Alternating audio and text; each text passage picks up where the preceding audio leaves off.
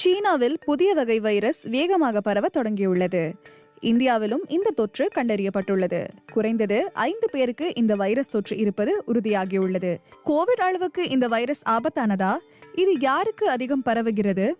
இதன் பாதிப்பில் இருந்து தற்காத்துக் கொள்வது எப்படி? இந்த காணொளியில் பார்க்கலாம்.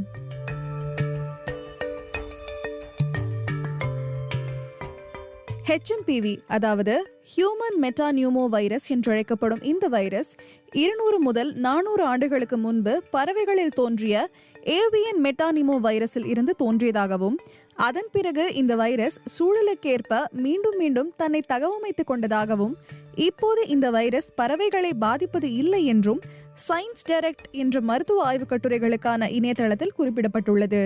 கடந்த 2001ஆம் ஆண்டு மனிதர்கள் மத்தியில் இந்த வைரஸ் பாதிப்பு கண்டுபிடிக்கப்பட்டது.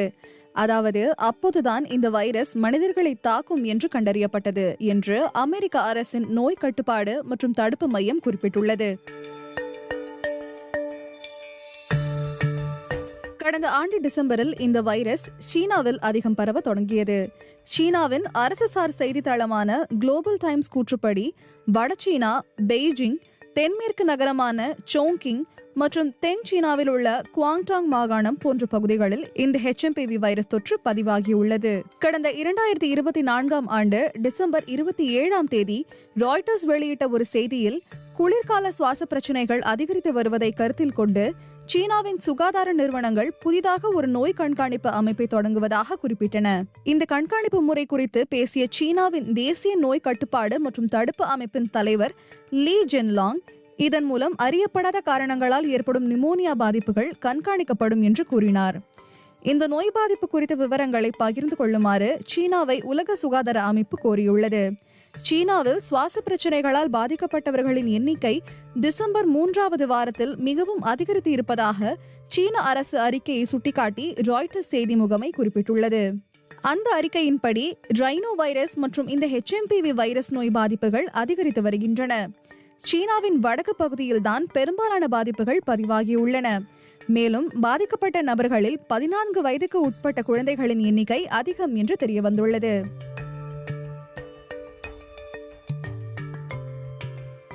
இந்த வைரஸ் இருமல் மற்றும் தும்மலின் போது வெளியாகும் சளி துளிகள் மூலம் பரவி மக்களிடம் நோய் பாதிப்பை ஏற்படுத்துகிறது. கை குலுக்குவதன் மூலமோ, கட்டிப்பிடிப்பதன் மூலமோ அல்லது ஒருவருக்கொருவர் தொடுவதன் மூலமாகவோ இந்த வைரஸ் பரவலாம். இருமல் மற்றும் தும்மல் காரணமாக சளி துளிகள் ஓரிடத்தில் விழுந்து அந்த இடத்தில் உங்கள் கைகளை வைத்த பிறகு உங்கள் முகம், மூக்கு, கண்கள் அல்லது வாயை தொட்டால் இந்த வைரஸ் உங்களையும் பாதிக்கலாம்.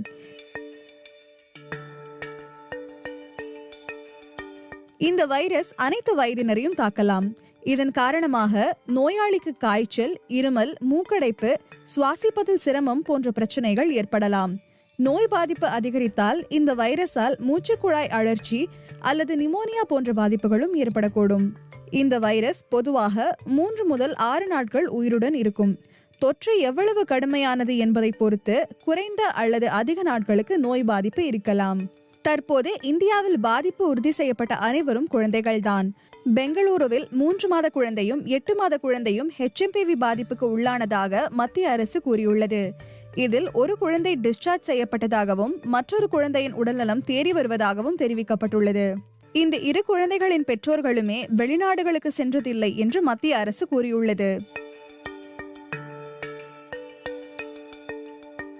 இது புதிய வைரஸ் அல்ல என்று கூறுகிறார் டெல்லி சர் கங்காராம் மருத்துவமனையின் குழந்தைகள் பிரிவு தலைவர் மருத்துவர் சுரேஷ் குப்தா. PTI செய்தி முகமையிடம் பேசிய அவர், 20 ஆண்டுகளாக இதை பற்றி மக்கள் அறிந்திருக்கிறார்கள். குளிர்காலத்தில் இதனால் நோய் பாதிப்புகள் அதிகமாக இருக்கின்றன.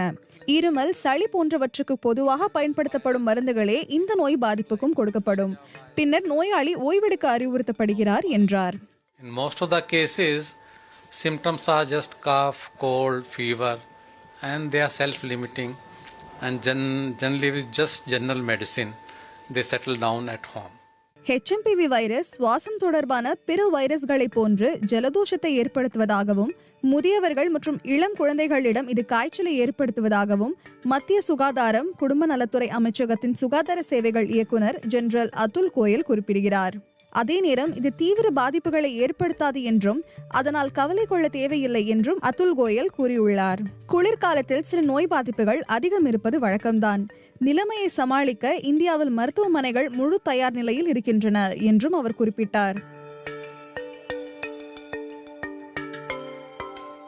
இந்த வைரஸ் தொடர்பாக சில முன்னெச்சரிக்கை நடவடிக்கைகளை கர்நாடக அரசு பரிந்துரைத்துள்ளது. அதன்படி இருமல் அல்லது தும்மல் வரும்போது வாய் மற்றும் மூக்கை மூடிக்கொள்ள வேண்டும். கைகளை அடிக்கடி சோப் மூலம் கழுவ வேண்டும். நோய் அறிகுறி தென்பட்டால் பொது இடங்களுக்கு செல்வதை தவிர்க்க வேண்டும். ஒருமுறை பயன்படுத்திய கர்ச்சீஃப் மற்றும் டிஷ்யூ பேப்பர் போன்றவற்றை மீண்டும் பயன்படுத்தக்கூடாது. நோய் பாதிக்கப்பட்ட நபருடன் நெருங்கி பழகக்கூடாது. நீங்கள் பயன்படுத்திய துண்டு போன்றவற்றை மற்றவர்களுடன் பகிர வேண்டாம். கண், மூக்கு, வாய் போன்றவற்றை தொடுவதை குறைத்துக் கொள்ள வேண்டும்.